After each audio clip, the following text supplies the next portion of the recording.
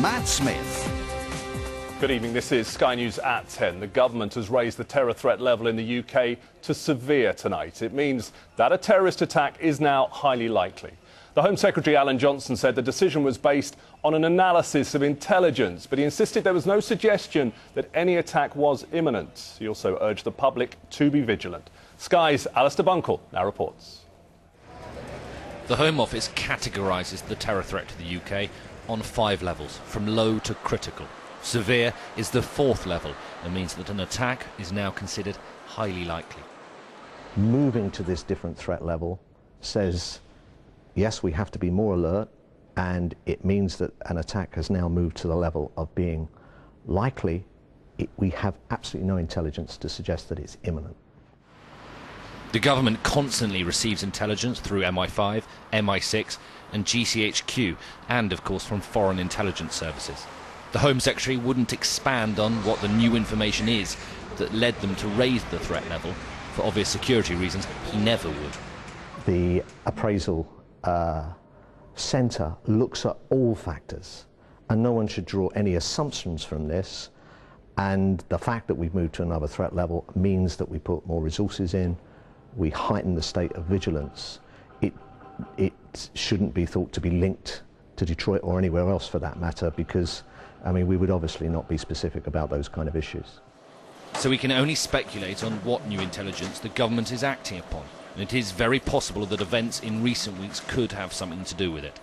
On Christmas Day, a Nigerian man, Umar Farouk Abdul Muttalab, almost exploded a device on board an airline flying into Detroit. As a reaction, the Prime Minister has announced increased security measures at airports, but the attempted attack again exposed serious flaws in the aviation security. As the Detroit bomber highlighted, we also need, and we are sponsoring research on the most sophisticated devices capable of identifying potential explosives anywhere on the body. This week, Britain has also suspended all flights to and from Yemen. The Middle Eastern country is now seen internationally as a new hub for terrorists. The Home Secretary made the announcement at 8:45 on a Friday evening. That would suggest new intelligence that needed a prompt reaction, but not necessarily intelligence of a specific attack. Alistair Bunkle, Sky News. Well, let's go live to Sky's political correspondent Joey Jones, who's at the Home Office for us tonight.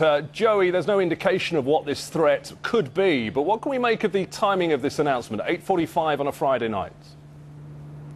Well, I think that one thing that the Home Office and indeed the government generally would not want us to read too much into timing. If there's one element of government policy that genuinely is analysed round the clock and that they endeavour to bring to the public as soon as they have additional information, it is when we're talking about the terror threat to the United Kingdom. So I don't think that the timing is really an issue. I think that what one does need to recognise is that if there was a very specific threat and specific intelligence about something that was going to happen to the United Kingdom in the days or indeed the weeks ahead that they knew about, then the threat level would have been raised straight up to the higher level than it has already. So I think what we're looking at here is they assess all the intelligence that's coming in internationally, and what they have viewed is a generic threat. They have recognised that there is a need to alert the public to a greater level of threat than there was, yesterday, the day before, or indeed weeks before. And we have seen, obviously, with the attempted bombing of Detroit over Christmas, that these sorts of things do exist. And for most of the time, the threat level actually has been in the United Kingdom since this whole system was brought in at this particular level. So, as I say, I don't think we should read anything specifically into this at this point, and the timing of it, I really don't think is a major issue. As you say, the Home Secretary Alan Johnson said there's no intelligence to suggest that an attack is imminent. What did you make of his statement, though? Well, I did think that with these sorts of statements, and particularly with the way in which Alan Johnson framed it this evening, I mean, of course, we do know that there is specific intelligence out there that will inform this sort of decision. And when they choose to inform the British public that the threat is higher, today than it was yesterday or the day before, we all need to recognise that that is a serious issue, and it's an issue that demands vigilance from all members of the public. But most of what he said essentially spoke for itself. When he says that they are raising the threat based on the way in which they assess intelligence around the globe, and they've decided that they need to push it up further, as I say, it really does speak for itself. It's one of those things that I think all of us will have looked around, not just the way in which what happened, the attempted bombing on Detroit, the fact that India is particularly alarmed about the potential threat to its soil at the moment, the way in which Yemen has been singled out, and indeed there is a conference that the Prime Minister has arranged that will be happening only next week in the United Kingdom about that particular terror issue. It does all add up to a potentially alarming picture, and I think that what we have seen this evening only confirms that. OK, Jerry Jones at the Home Office, thank you very much. Let's stay with this story. I'm joined now from central London by Dr. Peter Newman, who's Director of the International Centre for the Study of Radicalisation at King's College. Thank you for joining us this evening. The Home Secretary, as we've been talking about, says there's no specific threat. But what's your feeling on what's triggered this announcement?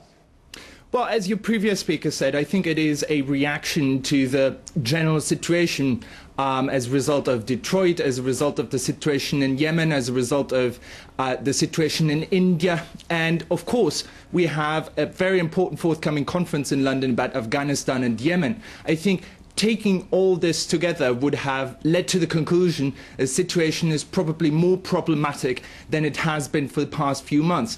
Clearly, if they had believed that a terrorist attack was imminent, that someone had set off with a backpack, was ready to explode himself, surely they would have raised the level to the highest level, to critical rather than severe. So the fact that nothing has been raised to the highest level, to me, seems to indicate that we're not yet at the point yet where we're speaking about a specific incident that the authorities are pursuing. So your feeling is that this is about the terrorism temperature changing rather than there being a specific threat, maybe an uncovering of a cell about to carry out an attack? Absolutely. However, it needs to be said that in the past, as researchers such as myself, but also the authorities have been observing, of course, almost successful terrorist attacks have always had a tendency to inspire terrorist cells that have done nothing yet. So it may well be that some of the cells in this country are thinking that because of Detroit and because of everything that's been happening over the past few weeks, let's go ahead with our plan, let's pull this off. And this, of course, is a potential problem.